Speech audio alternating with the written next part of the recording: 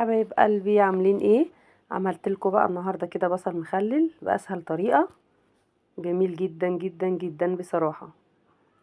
جبنا بقى بصل كده احمر زي ما انتم شايفين. طبعا البصل دلوقتي متوفر في السوق وبسعر اقتصادي جدا. يعني جايبه الكيلو كان ب10 جنيه، ده كيلو ونص من البصل. يعني حاجه جميله جدا. وطبعا نخلله بايدنا كده احسن ما نجيبه من بره.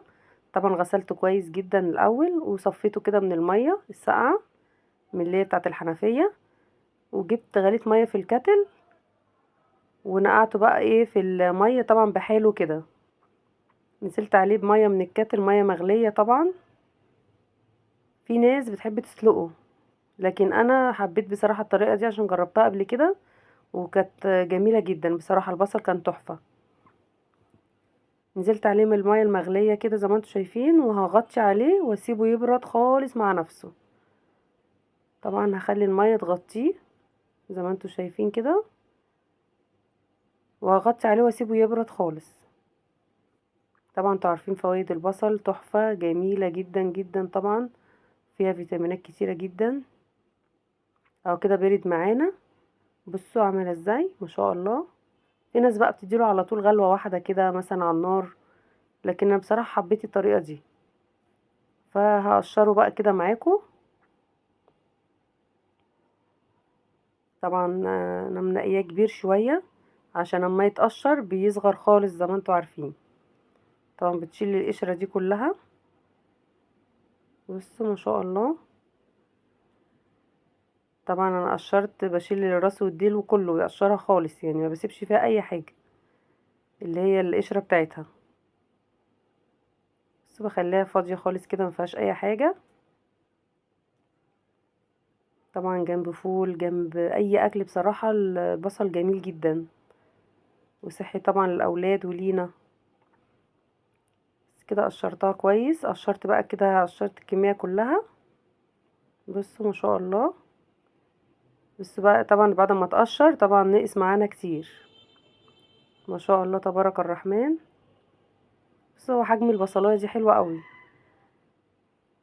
نجيب بقى، كنت جايبه جزرتين بشراهم ومعلقتين من حبة البركة. هحطهم كده على بعض وهقلبهم مع البصل بتاعنا. هخلطهم بقى كويس كده معاهم، اقلبهم كويس. كنت انا طبعا غالية مية وركناها تبرد خالص عشان اعمل المحلول بتاعه. بس كده. طبعا تشرب من كده الجزر والحبة البركة، تديها طعم تاني خالص بصراحة. هجيب بقى كده مية معانا، كوبايتين من المية، كوبايتين ونص من المية. حطيت عليهم 8 معالق من الملح ومعلقة من السكر. معلقة واحدة بس كده من السكر عشان يقرمش معانا ويبقى طعمه جميل. ومعلقة خل كده واحدة، معلقة كده زي معلقة اللي معايا دي. هنحطها طبعا كده وهنقلبها كويس جدا.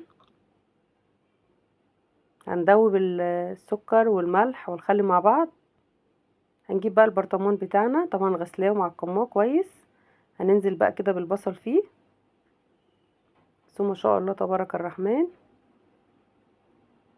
انا عملت لكم الليمون والجزر اللهم صل على النبي ايه تاني، واللفت. قلت بعمل لكم البصل باسهل طريقه. ما خدش وقت خالص على فكره، هو يا دوبك 6 ايام، من 6 ايام ل8 ايام بتسيبيه بره. انا كنت سايباه بره على الرخامه. بصوا ما شاء الله. طبعا نزلت عليه كده بالمحلول بتاعنا. ما شاء الله تبارك الرحمن. طبعا هنخلي الميه بتاعتنا تغطي البصل. الكميه زادت شويه عن البرطمان فحطيت في برطمان تاني. بصوا، والجزر بقى خليني اقول لكم بيخلي البصل طعمه جميل جدا. في ناس بيحطوا معاه حاجات تانية كتير، بس انا بصراحة جربته كده قبل كده يعني طعمه حلو وعجب الاولاد وعجبني جدا. بالطريقة دي في كذا طريقة للتخليل طبعا، مفيش اسهل من كده. هننزل بقى كده هنغطي المية، نغطي البصل بالمية خالص كده في البرطمان، وهنقفل عليه كويس وهنركنه بقى على الرخامة من 6 ايام ل8 ايام، عشان الجو طبعا اليومين دول ايه برد شوية مش حر. لكن لو الجو حر طبعا تفتح عليه بعد 5 ايام على طول. بصوا ما شاء الله تبارك الرحمن، وانا فتحت عليه اهو. بص بقى بعد 8 ايام طبعا فتحت عليه، هتشوفوا شكله بقى دلوقتي وطعمه جميل جدا، والبصلايه بتقرمش كده وطعمها تحفه. طبعا بعد ما فتحت عليه طبعا اكيد لازم ندخله بقى طبعا التلاجة، يقعد معانا بقى اطول وقت ممكن. مفيش طبعا اسهل من كده. ان شاء الله نعمل لكم برضو بقيه سلسله المخلل، اعمل لكم الخيار قريب ان شاء الله. بصوا البصل ما شاء الله تبارك الرحمن، جميل جدا جدا جدا. جربوه بالطريقه دي ومش هتندموا بجد. بصوا عامل ازاي ما شاء الله تبارك الرحمن، وبألف هنا وشفا عليكم حبايب قلبي.